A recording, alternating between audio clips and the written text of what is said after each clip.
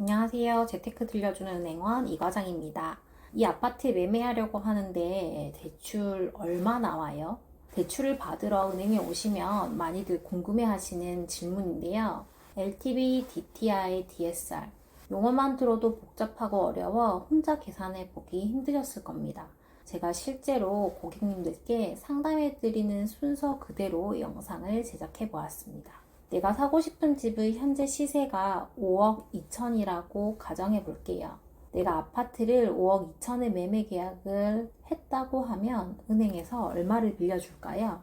바로 LTV라는 것을 적용해 그 비율만큼만 빌려주게 됩니다.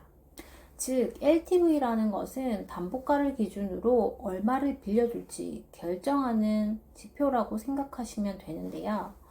현재 송파구, 강남구, 서초구, 용산구를 제외하고는 전부 비규제 지역으로 무주택 기준 아파트의 가치의 70%만 빌려주게 되어 있습니다. 하지만 여기서 주의할 점이 내가 이 아파트를 5억 2천에 매매 계약을 했다고 해서 이 아파트의 가치를 5억 2천으로 인정해 주는 것은 아닙니다. 은행에서는 객관적인 자료인 KB 시세의 일반 거래가액을 기준으로 담보의 가치를 정하게 됩니다. 아파트는요. KB 부동산이라고 치시고 빠른 시세 조회로 아파트를 조회해 보시면 일반 거래가를 확인할 수 있습니다. 내가 5억 2천 주고 산 아파트를 KB 시세에서 검색해 보니 일반 거래가가 5억이라고 나옵니다. 그럼 5억의 70%인 3억 5천까지 최대로 받을 수 있다고 보시면 됩니다. 하지만 여기서 방공제라는 것을 하게 되는데요. 방공제라는 건 무엇일까요? 집을 대출받아서 집주인이 거주할 수도 있지만 세입자에게 전세를 줄 수도 있겠죠. 이때 만약 대출받은 집이 경매로 넘어가게 된다면 어떻게 될까요? 은행에서는 집을 팔아 집주인의 대출금을 회수하게 됩니다.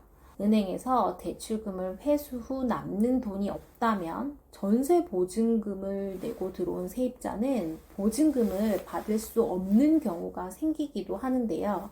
하지만 우리나라에서는 일정 금액 이하의 소액 임차인들을 사회적 약자로 보고 보호해주기 위한 제도가 있습니다. 소액 임차인들은 국가에서 정한 최우선 변제금만큼 금액을 경매 집행 시 제일 1순위로 주도록 되어 있습니다. 때문에 은행에서 집이 경매로 넘어가면 은행 입장에서는 회수하지 못하는 돈이 생기게 되는 거죠. 그래서 이 금액만큼은 대출을 해준 한도에서 제외를 하고 대출을 해주게 되는 거예요. 최우선 변제금은 지역별로 상이합니다. 제가 사는 지역의 최우선 변제금은 2억 5천만 원이므로 3억 5천에서 2,500만 원을 제한금액 3억 2,500만 원이 대출 받을 수 있는 한도가 됩니다. 하지만 방공제를 하지 않는 방법도 있습니다. 주택금융공사의 MCG라든지 서울보증보험의 MCI라는 상품을 가입하게 되면 일정한 보증료를 본인 또는 은행에서 지불을 하고 보증을 받아 방공제를 하지 않는 방법도 있습니다. 한도를 많이 받고 싶은 분들은 이런 방법도 생각해 보시면 좋겠죠. 네, 여기서 끝이 아니죠. 이제 대출하려는 사람이 이 대출금을 잘 갚을 수 있는지 없는지를 보는 DSR과 DTI를 봐야 합니다. 만약 예를 들어 나의 연봉이 5천만 원이라고 가정하면 현재 DSR 규제가 40%이므로 5천만 원의 40% 정도만 대출 원금과 이자를 갚을 때 쓸 수 있도록 대출 한도를 제한하게 됩니다. 5천만 원을 12개월로 나누면 한 달에 410만 원 정도 받는다고 가정하고 여기에 40%인 160만 원만 대출의 원리금을 갚는데 한 달에 쓸 수 있도록 제한을 해서 돈을 빌려주겠다라는 것입니다. 네이버에 DSR 계산기로 검색을 합니다. 예를 들어 다른 대출이 아무것도 없다고 가정하에 반공제를 하지 않고 3억 5천을 빌린다고 하면 20년 동안 이자율 3%로 원금 균등 상환한다고 가정하여 DSR을 계산해 보겠습니다. 40%가 넘어가게 되는데요. 이럴 경우에는 금액을 줄이거나 기간을 늘리는 방법으로 DSR을 맞출 수가 있습니다. 저는 기간을 늘려보도록 하겠습니다. 30년 분할 상환을 하게 되면 37%로 40% 이내로 들어오는 것을 확인할 수 있게 됩니다. 이뿐만 아니라 대출 상환하는 방식을 원금 균등으로 했을 때보다 원리금 균등으로 했을 때 DSR을 더 많이 차지하고 이율이 높을수록 그리고 기간이 짧을수록 DSR 비율이 높게 나온다는 것도 확인할 수 있습니다.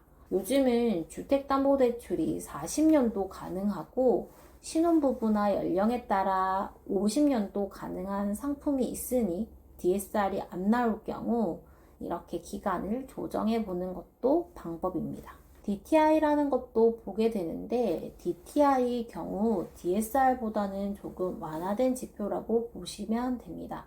DSR은 현재 대출받을 주택담보대출의 1년 내에 갚아야 할 원금과 이자 플러스 내가 가지고 있는 다른 대출을 모두 합산하여 1년 안에 상환해야 하는 원금과 이자를 내 연소득으로 나눈 것이라면 DTI는 현재 받을 주택담보의 1년 안에 갚아야 할 원금과 이자 플러스 내가 가지고 있는 다른 대출의 원금은 빼고 이자만 합산하여 내 연소득으로 나눈 것입니다. DTI 계산기도 네이버에 있으니 계산을 해보면 좋을 것 같습니다.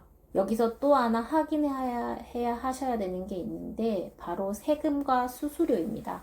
집을 매매할 때는 취등록세, 부동산 중개 수수료, 인지세, 채권 매입 비용, 법무사 수수료 등이 발생하게 되는데요. 거래 금액, 시기, 개인의 조건에 따라 비용과 세금은 달라지니 미리 조회를 해보시고 준비하면 좋으실 것 같습니다.